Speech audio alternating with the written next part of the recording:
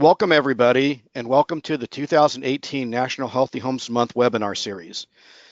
National Healthy Homes Month offers an opportunity to learn more about housing and its impact on health and provide resources to encourage local activities as well as empower families to protect themselves from hazards in their home. This June's outreach activities aim to greatly boost awareness and understanding of what federal and local resources are available to make a difference in the lives of all residents, regardless of where they live. For more information about National Healthy Homes Month, including resources for your program, you can visit www.hud.gov/healthyhomes. Today's webinar is Assessing Indoor Air Quality and Indoor Household Hazards for American Indian, Alaskan Native, and Hawaiian Native, presented by Art Nash from the University of Alaska Fairbanks Extension. We're pleased you have joined us for this event. This webinar series is sponsored by the HUD Office of Lead Hazard Control and Healthy Homes, USDA National Institute of Food and Agriculture, and the National Healthy Homes Partnership. This webinar will last approximately 45 to 60 minutes, with 15 minutes at the end for questions. At the end of the webinar, you will be given information on additional links and resources for your program. We will be recording this webinar and posting it for your viewing later if you prefer. Finally, we ask that you mute your microphone during the presentation. You may unmute your microphone for questions at the end. If you have questions before then or after, you can also use the chat window or questions window, and I will read those to Art. Mostly this presentation is going to be by Art. I'm going to jump in near the end to talk about a project that HUD is working on with us involving Alaskan Native, Hawaiian Native, and American Indian communities. It's an update to the Help Yourself to Healthy Homes for tribal communities, and we'll talk about that. But without further delay, Art, it is now yours. Thank you very much. And I'd like to just start with kind of framing for this presentation where things will go. In general, when looking at indoor air quality of different types of homes in different climates and locations, there's a lot of variability, obviously. Variability within the architecture of the home, variability within the mechanical systems that have been put in place, as well as the devices, and certainly how an occupant operates the home. And so today will be more of an awareness type of presentation. It really won't be a training of how to use particular mechanical or probe or monitoring instruments that are used at times to assess a particular home on a reservation or in a village. But it will, I think, give a good backdrop as to why it is important to test with just a very glint of speaking about testing itself.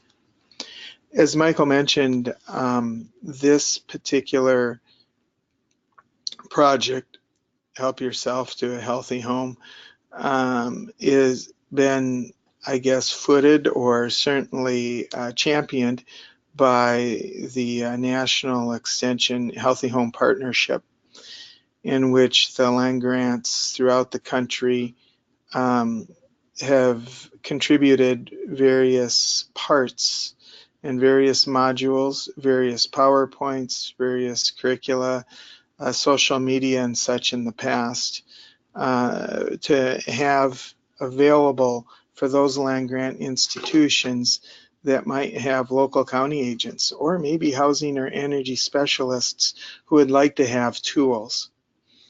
Particularly with tribal communities, the Montana State University out of Bozeman historically has contributed the lion's share of material. And the PowerPoint that you'll see today, for the most part, sticks true to the healthy homes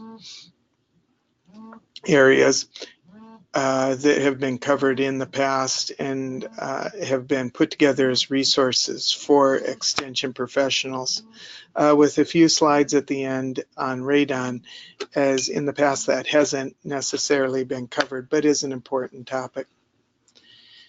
So I'd like to start out with saying that when when I had first come on to the Healthy Homes partnership for Alaska about 6 years ago, I had been introduced to a cooperative effort between the USDA, the EPA, and HUD on producing a document that now has a new look to it, but was on the web and was used also by extension professionals.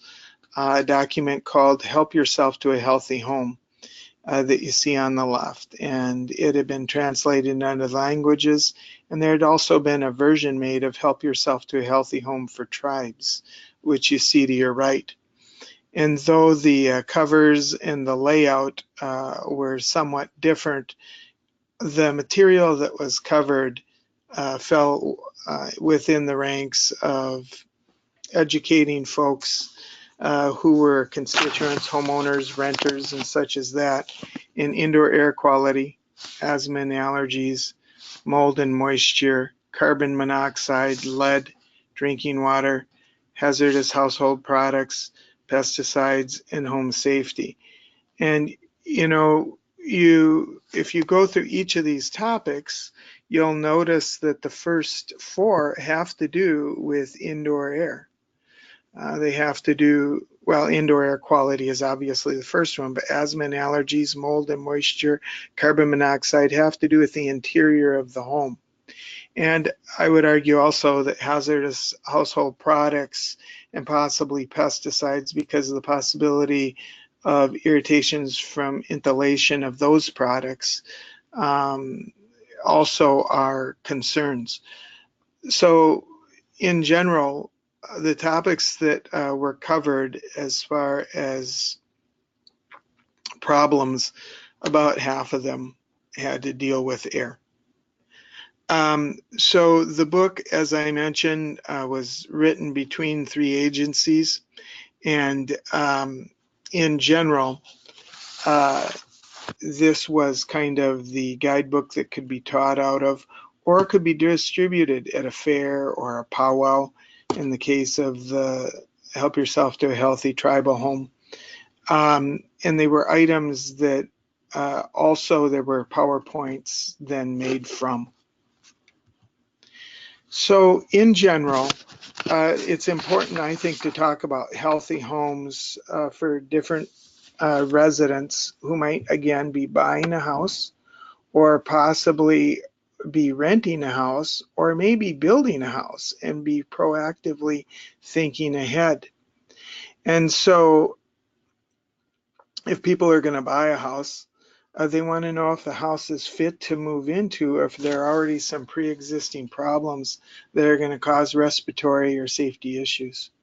If they're going to rent a home, likewise, they would like to know that. And if they're going to build, there's certain elements that can be built into the construction, even as early as before the foundation is put in, that can help to alleviate future problems. And often, when we talk about keeping the house healthy, keeping the building materials in good condition, that's just going to cascade into helping the occupants be healthy also. And obviously the converse is true too, that if you have a leaky roof, if you have holes for pests to come into, and the building materials are compromised of the actual structure, that's going to cause risk for the folks living inside.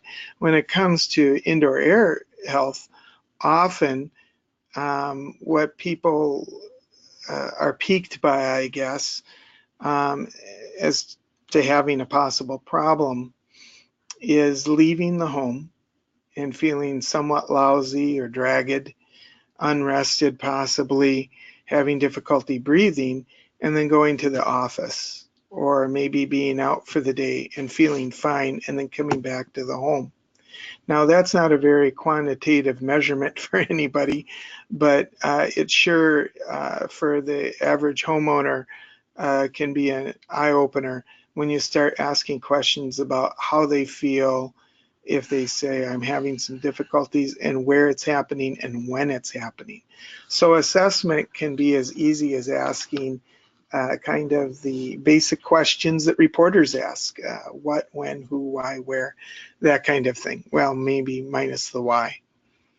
And so people in general who I engage with might come to a class and think that they already have a problem, an extension class.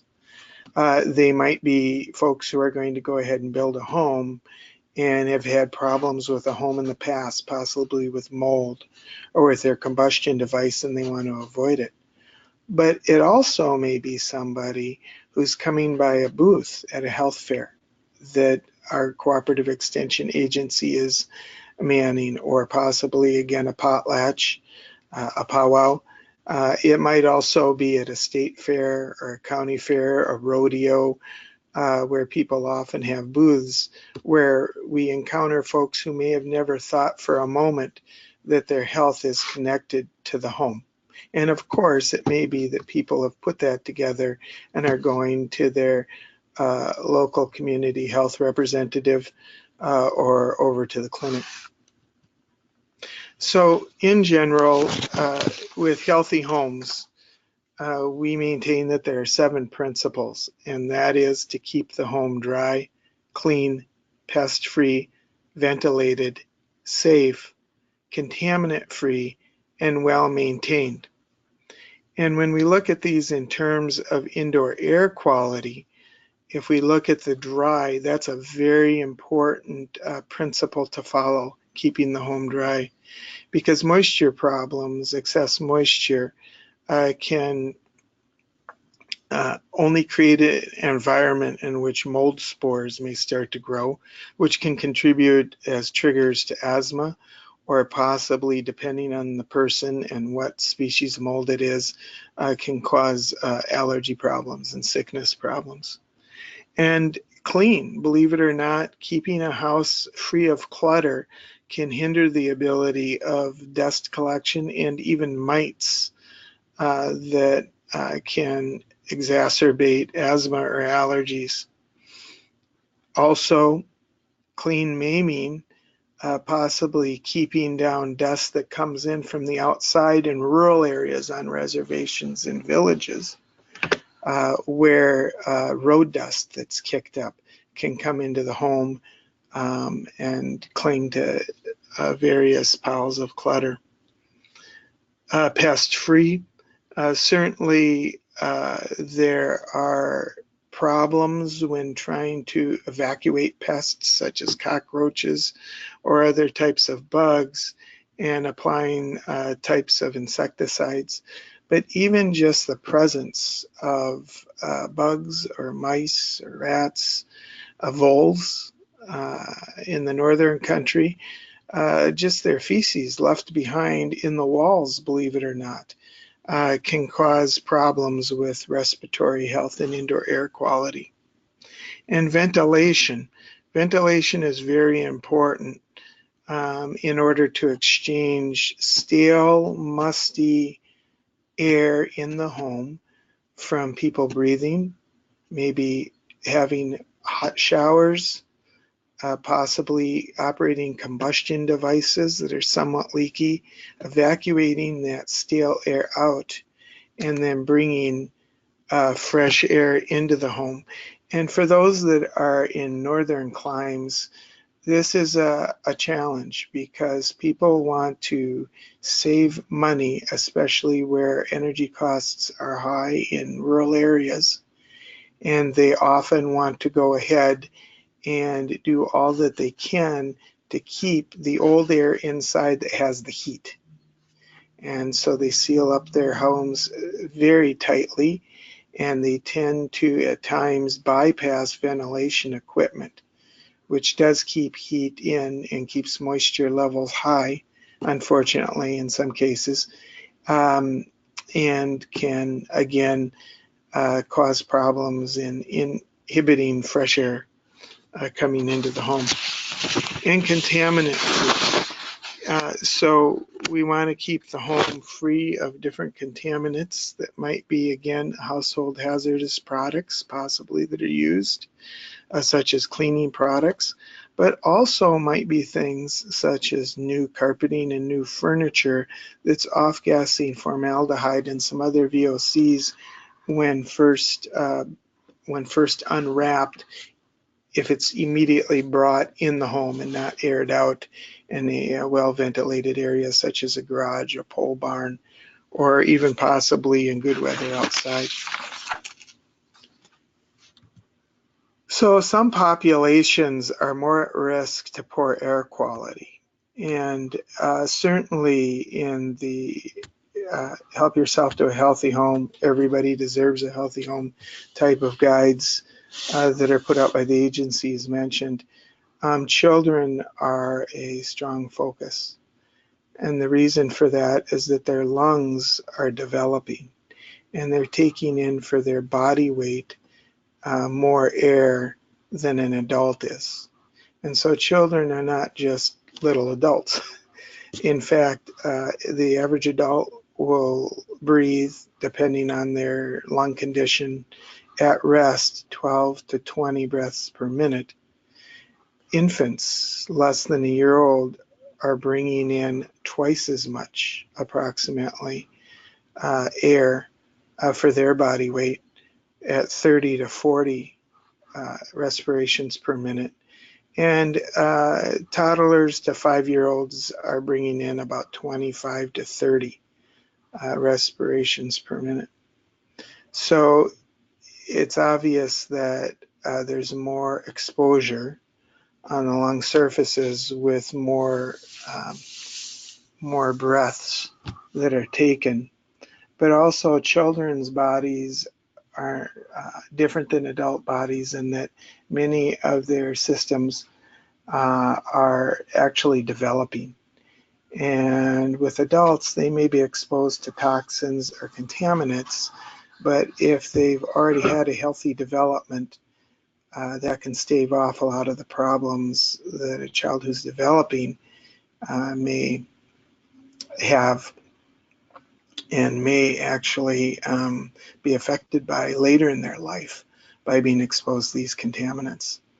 And the elderly, often folks who are elders have already possibly had compromising environments that they've worked in or lived in that can cause them to be more susceptible to poor indoor air quality. So generally speaking, the goals whenever I do an indoor air quality healthy home presentation in a class type setting, my first goal is to relay knowledge as just kind of a base understanding.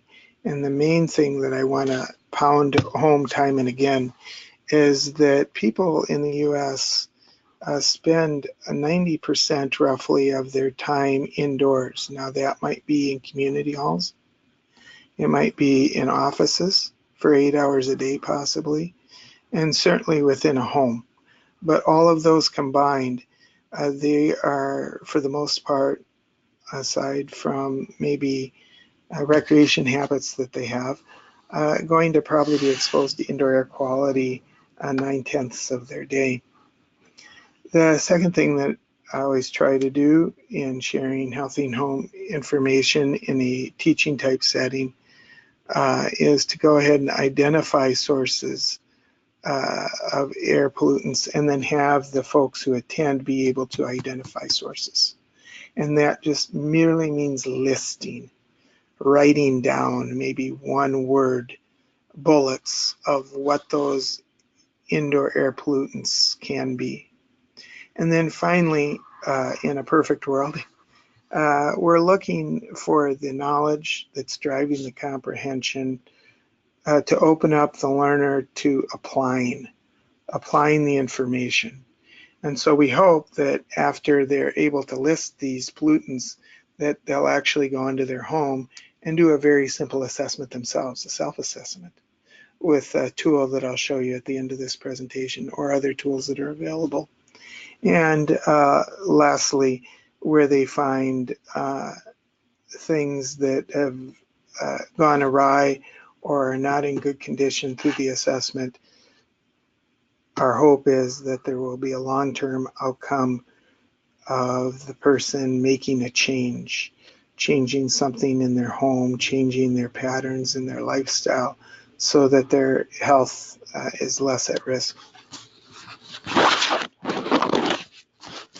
So as I mentioned, one of the reasons why we care about indoor air quality 90% of the time, as I said, will be spent indoors.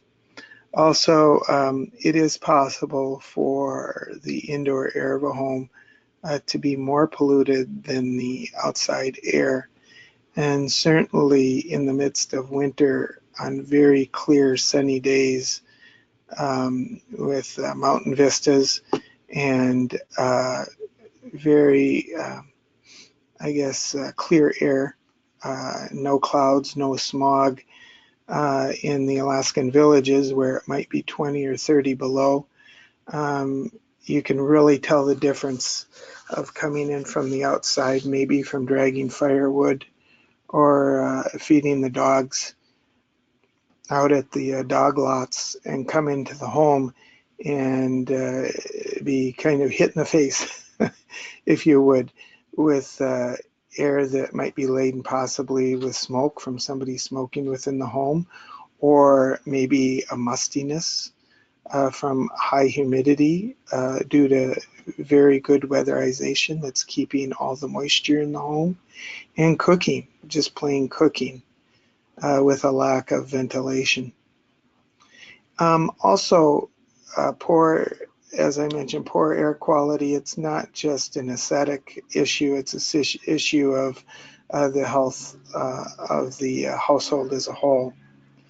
And there are some pollutants too that occur in the home that, it should be mentioned, can't always be seen, can't always be smelt, that you have really no way of knowing are present, but can cause health problems down the line, long-term health problems. And we'll go over some of this in the webinar. And I'd mentioned that some populations are at more risk than others. So with indoor pollution, if you would, there are natural irritants such as different allergens that are maybe going to trigger the health concerns, stuffy head, difficulty in breathing, sluggishness, eye irritations and such like that for particular individuals. And then also dust that may, again, be within their own right, not necessarily dangerous, but may trigger problems that have been pre-existing in an individual. And so you may be living in a home with indoor air quality with your children and your spouse, a significant other, and may not really see an issue per se, but if your auntie or your grandma or somebody in your extended family comes in to stay with you, if they have pre-existing conditions, the indoor air may cause them great distress, even though you've been just fine in it. And sometimes, as I mentioned, housing conditions can be linked to health concerns that are developing in younger individuals especially. But there can be a situation where when you first move into a home, there really doesn't seem to be a problem. But then over time, a health problem develops after a critical mass, if you would, of exposure tips, if you would, tips a person into having reactions. I was speaking with somebody from the EPA while we were doing some work on tribal exposures to radon, and just off to the side, she had mentioned that one of the most heartbreaking cases that she had ever encountered was with a home where the children were having, or at least one of the very small infants, I believe, was having respiratory issues and respiratory health. And the short of the story was ended up going to the ER, and it was actually in an intensive care, and it wasn't real clear as to whether the child was going to make it. And this was after repeated difficulties that that child had had, and come to find out, due to some sleuthing in the home itself, where some of the building materials were basically showing an unusual wear, it was determined that the house had been used for cooking meth before the occupants even came into the home from the prior tenants. And the vapors and such from the meth had invaded the carpet and the drywall and the different building materials, and had again caused a life-threatening situation over time with this child that was exacerbated to such a point that they were in the ICU.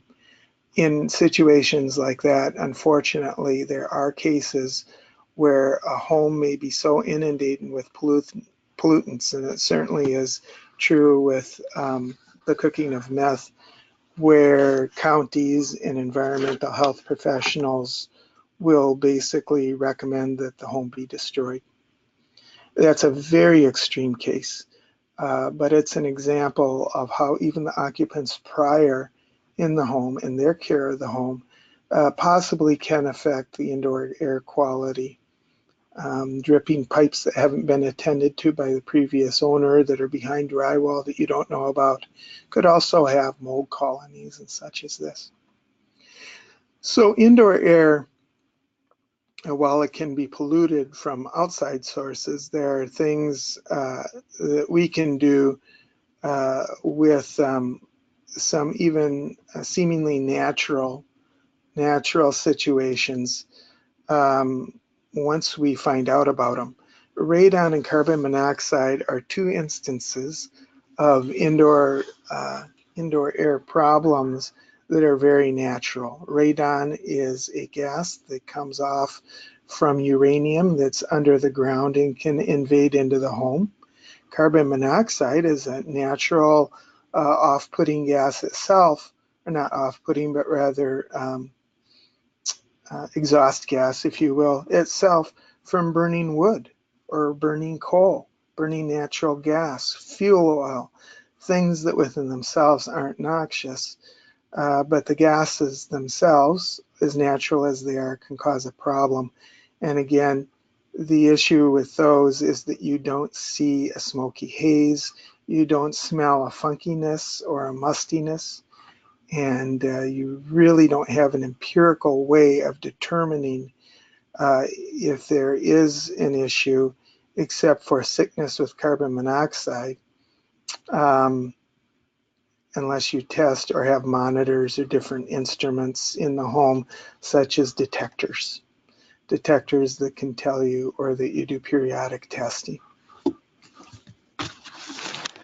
So when we look at general pollutants of indoor air quality, there are those that to the left of this diagram, the upper left, can be very invasive and can kill quite quickly, even within a day, the occupants, if it's present.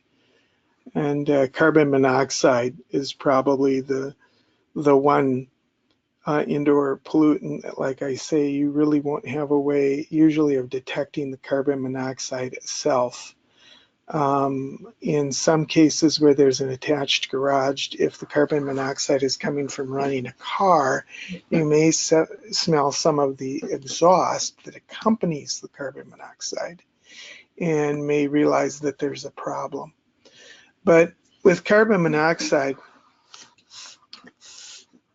usually the problem is from vehicles that are run in garages, or also maybe hot water heaters that are natural gas where the vent pipe has come off, or possibly furnaces where they're not being well vented. But I would say that in the communities that I've served um,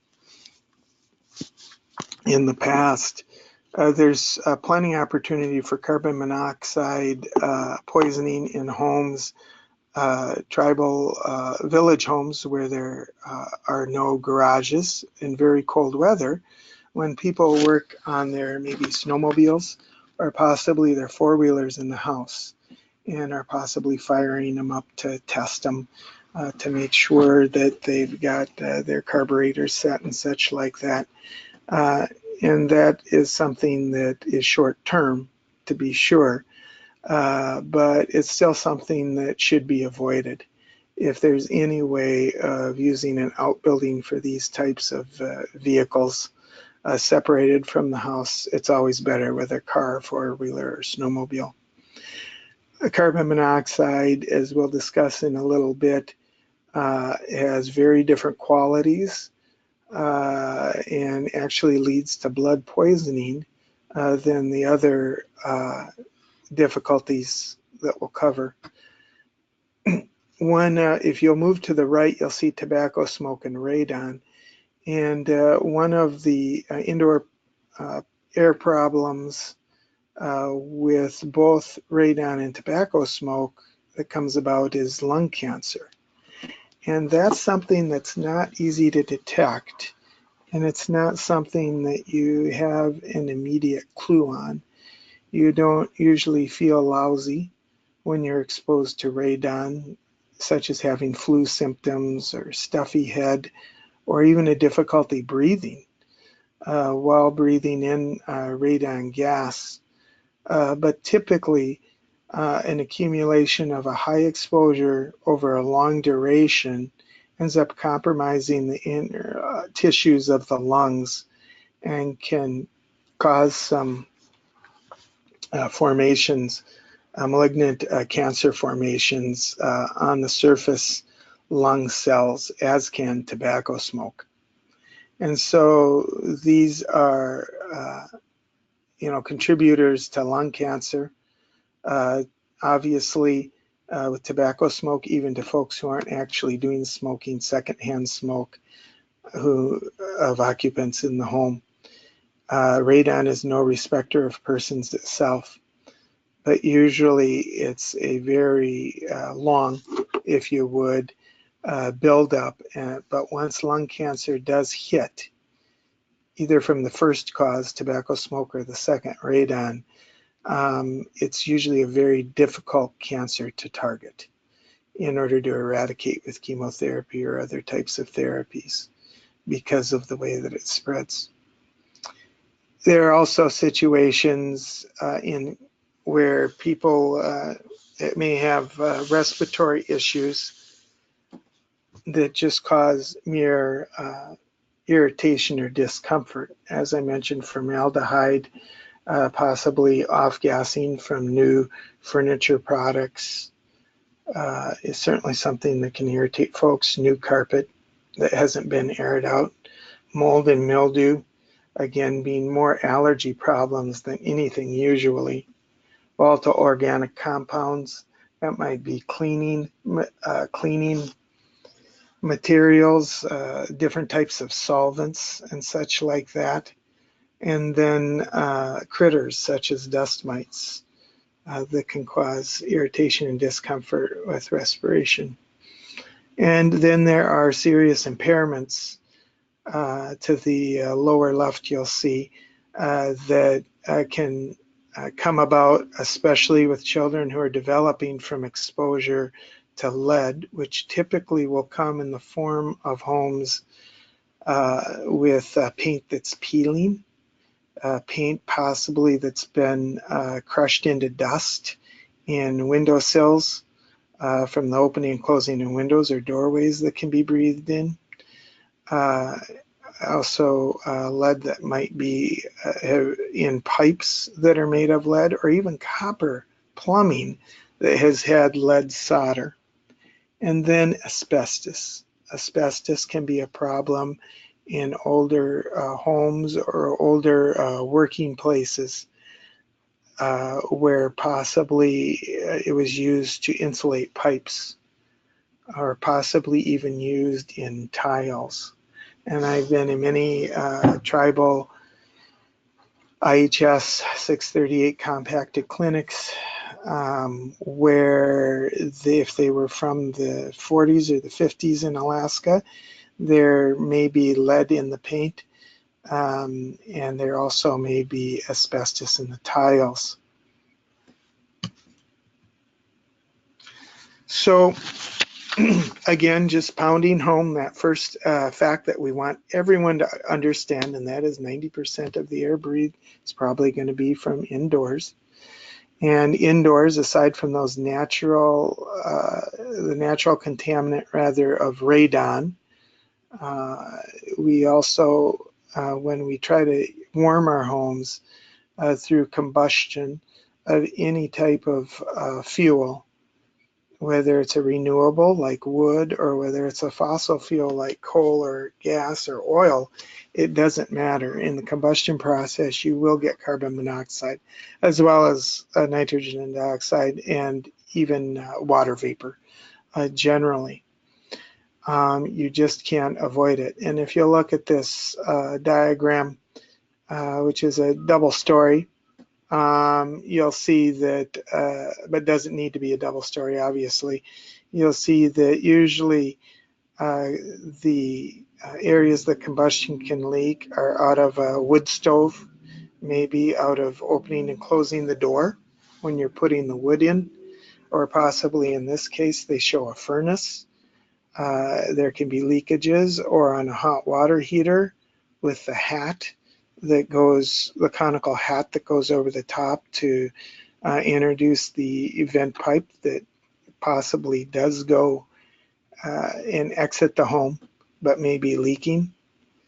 You may also have a lot of irritants if you're working, or excuse me, not irritants, but combustion exuding carbon monoxide if you have a stove that's a propane stove or a natural gas stove.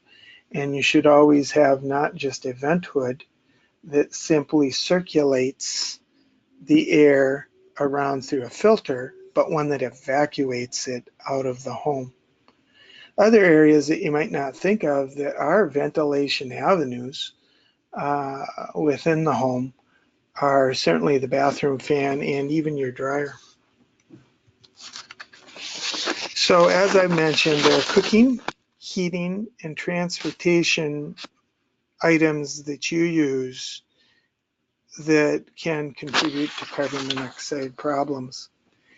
Now, carbon monoxide can be measured either with an alarm that you can buy at times with a smoke alarm attached to it, where it will go ahead and give you a irritating audio sound, beeping, squawking or such, to let you know that the carbon monoxide has gone over an acceptable limit. And we usually think of 0 to 7 parts per million of carbon monoxide concentration in air as normal and acceptable. Beyond that, we consider there to be possible problems. 50 parts per million can be tolerated for a maximum of 8 hours, but not in a long-term situation. 200 parts per million, unlike with radon, carbon monoxide, you'll actually start to get symptoms. However, the symptoms are really common ones that you may attribute to something else, such as the flu or just being dehydrated, and that's things like having a headache and such. After 1,200 parts per million, you lose consciousness if it's been for an hour, and 6,400, you have a headache, dizziness, and after a single minute, and then within 15 minutes, you can just slowly fall asleep, more or less. And so a lot of people won't settle for a radon alarm. What a lot of people, or excuse me, a carbon monoxide alarm, what a lot of people will do, and what some tribal entities that I've worked with in the past with their IGAP workers employed in people's homes as they go and do education from house to house is a radon detector, where you actually have an LED readout that tells the parts per million. And if you have such a device, even if you're installing alarms, if you can bring it by the homes from house to house and show people what their current rating is, it starts to get them interested possibly, but certainly aware as to why that alarm is going in. You're showing them in number values, something that they can't detect any other way, and it should pique their concern. So action steps, as I mentioned, one is certainly to install, at the very least, a carbon monoxide alarm, to also make sure that all the appliances are vented outside. And we find that in tribal villages in Alaska, where folks have log homes, sometimes a false wall will be built behind with a hood vent, a propane stove. But when you follow where that false wall goes in a log home, people don't want a hole drilled through the log. And so just in the void and the space in that false wall is where the bad air goes and the carbon monoxide off of the stove. That really doesn't do much good. You really need to have a way up through the roof or up through the log wall of evacuating it out of the home. And certainly having folks check their appliances and cleaning, having filter checks once a month, and making sure that tune-ups are done is important on the combustion devices. Not idling cars inside garages. Most places that I've been in, or excuse me, most homes that I've been in usually don't have a adjoining garage in various villages, and somewhat on reservations.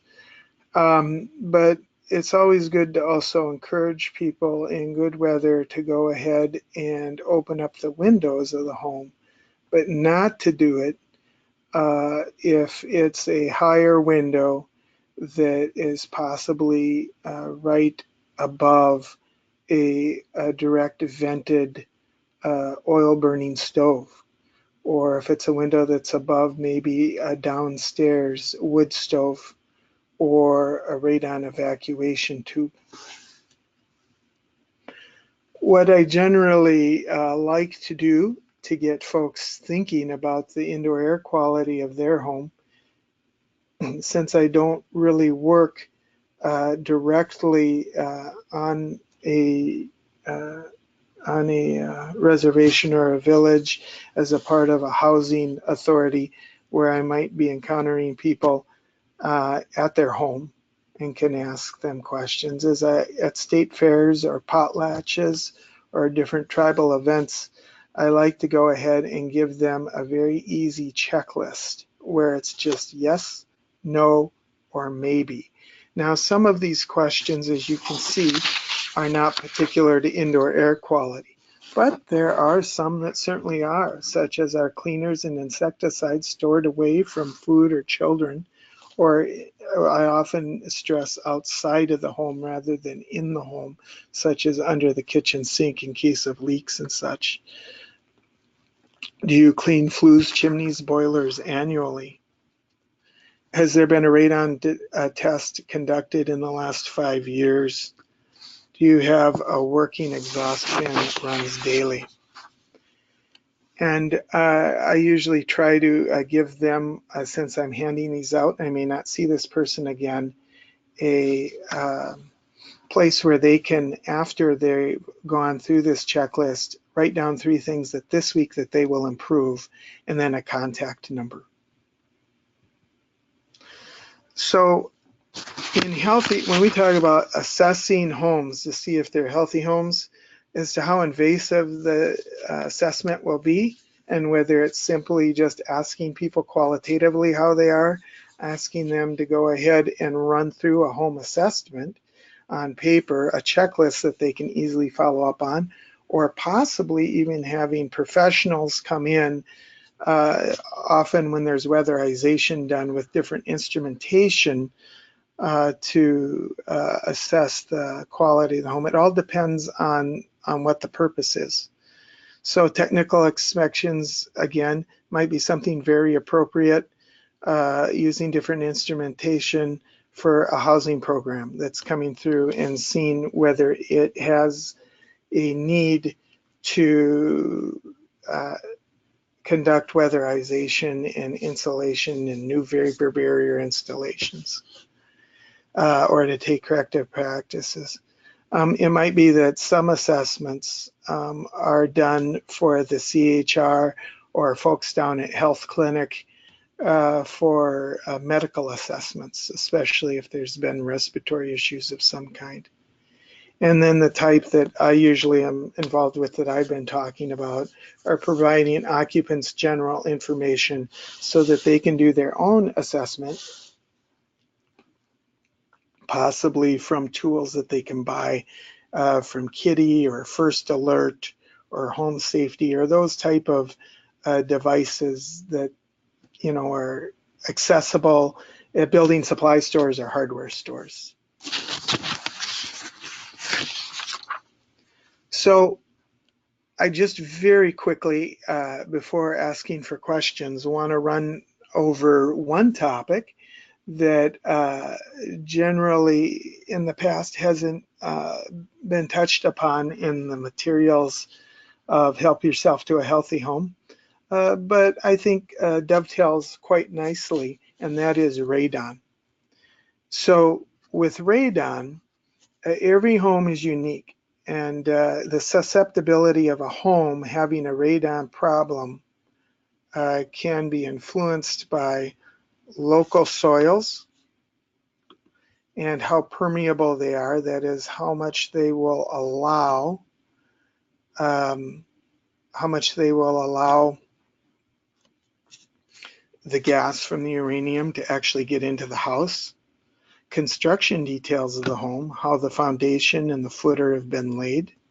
Maintenance, ventilation, and home operation actually can influence whether there's a problem with radon or whether the air is evacuated adequately through air exchanges. And also the pressure within the home can actually indicate how much of a radon risk there is. And to be quite honest, it's very possible for your neighbor on either side of you to have a radon problem, a high level of radon above what the EPA suggests, and you have no problem at all. Hey, Art, sorry to interrupt. I just Yeah. want to let you know, including for questions, we only have about 4 minutes left. So, Oh my God. Okay. What I'll just simply do then is say that there are two ways of testing, and it's not a very onerous or expensive test. The test can be purchased to do a 2 to 4 day test, which people like to do with home transactions, or a long-term test so that you can see with the operation of your home throughout all the seasons how things are affected.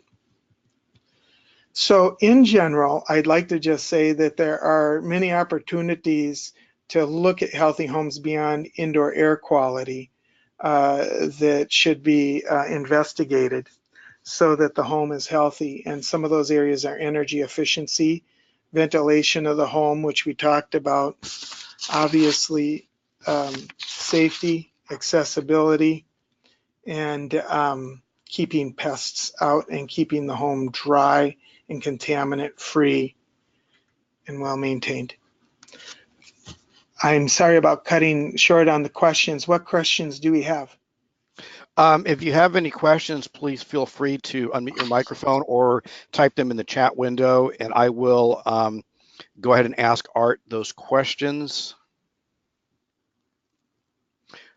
While we're waiting for questions, Art, this very fantastic information. I think that a lot of this, even though it's from Alaska, I think it's applicable to a lot of tribal communities across the United States, and hopefully that people are gaining some benefit of some issues that may be applicable to the community that they're working with. One of the questions that came in, I can actually answer. It's, will the slides be available? So we record each of these webinars for National Healthy Homes Month. We do post them. They're basically posted. You'll get an email notification when they're posted because you've all have registered for this webinar. And then we also post the PowerPoint slides with them. And then HUD also will be posting these webinars a little bit later on in the month. Any other questions? Judith is thanking you for great information for their community. So that's good. Lot of compliments, Art. Good presentation. We have about a little over a minute left for one more question. If someone wants to ask any more questions, let's see. I'll give people about 20 more seconds to. Oh, here's one. Great webinar. Thank you. Is there a way to assess a home status before moving in? It would depend on the access. All realtors will have disclosures if there's been radon testing, for instance, or a type of mitigation done in the past. First, check with the realtor and ask what the disclosures that they're holding indicate about the home's condition. And then when the home inspection is done, as a potential buyer, you can ask for more than is usually done. You will probably foot the costs, but it's well worth it to have them done at the time by the professional home inspector. Thanks, Art. There are a couple of other questions that are coming in at the last minute, although my timer is ticking down to seconds. So in case it does shut off for everybody, I do want to thank everybody for attending this webinar. And what I will try to do is forward these questions to Art so that he can answer them. Thank you very much for attending this. Actually, you can still hear me, Art? Yes, I can. And my Okay. phone number is readily available, as well as my email if people have questions or concerns about what was presented. I did notice that my timer, this is the first time I've ever had this happen, the timer was set for an hour and it's still going and everybody can still hear, I believe. So we'll just continue on with a couple more questions if that's okay. One of the questions is, how would you recommend introducing this topic to my Native American community? Well, I think that probably the easiest way is if there are appropriate community events, maybe at the tribal hall open houses, or maybe if it is appropriate at health fairs that maybe the health clinic is putting on. That's a great way of getting people introduced by having posters and maybe these type of self checklists. And you can possibly talk to folks then about either working with and work yourself with the IGAP worker or the clinic folks to possibly do some actual classes. Great. Well, I think that will be the last question we'll take. Again, I appreciate everybody being on this webinar. We will again be sending information about how to access the recording and how to access the PowerPoint slides through your registration. Again, thank you, Art, for a wonderful presentation. Lots of interest here. And I want to remind everybody that there are still a few more webinars left in National Healthy Homes Month. There's one tomorrow on the next generation of healthy homes. For education, the topic will be about a middle school curriculum for healthy homes, and then we will have a few more in the next couple of weeks. Thank you very much, and I will be ending this session.